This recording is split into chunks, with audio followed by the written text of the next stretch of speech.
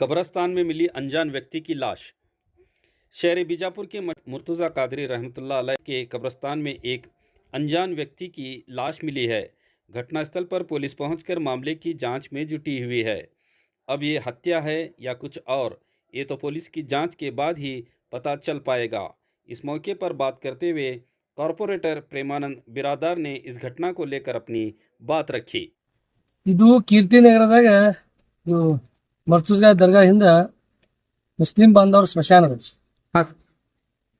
ಅಲ್ಲಿ ನನಗೂ ಗೊತ್ತಿಲ್ಲ, ಅಚಾನಕ್ ಏನೋ ಹೆಣ್ಮಕ್ಳು ಓಡ್ಯಾರ ಅಂತಲ್ಲಿ.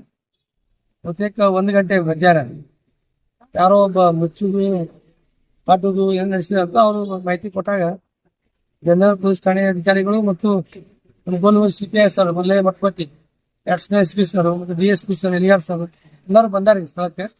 ಬಟ್ ಅದು ಏನೋ ID ಒಳಗೆ ಅದು ಬಾಲ್ಕೋಟ್ ಅಡ್ರೆಸ್ ತೋರಿಸ್ತಾರೆ, ಬಾಲ್ಕೋಟ್ ಅಡ್ರೆಸ್ ತೋರಿಸ್ತಾ ಇದೆ ಅಂತ. ಇದು ಇನ್ವೆಸ್ಟಿಗೇಷನ್ ಮಾಡಿದ್ರೆ ಗೊತ್ತು. ಒಬ್ಬಂತೂ ಸಿಕ್ಕಾರಂತಾರೆ, ಬಹುತೇಕ ಕುಡುಕರು ಅಂತ ಹೇಳ್ತಾರ. ಕುಡುಕೋದು ಕೂತಿದ್ರು, ಆ ಕುಡಿದ್ರೊಳಗೆ ಒಬ್ರಿಗವ್ರು ಏನು ನಶೆ ಹೆಚ್ಚಾದಾಗ ಏನೋ ಮಾತಾಡಿರ್ತಾರ, ಅವ್ರಿಗೆ ಜ್ಞಾನ ಇರಂಗಿಲ್ಲ ಏನ್ ಮಾಡ್ತಿದ್ವಿ ಅಂತ. ಹೀಗಾಗಿ ಒಬ್ರಿಗವ್ರು ಕಚ್ಚಾಡಿ ಜಗಾಡಿರ್ಬೇಕಂತ ಒಂದು ಸಸ್ಪೆಕ್ಟ್ ಮಾಡ್ಯಾರ ಡಿಪಾರ್ಟ್ಮೆಂಟ್ದವರು.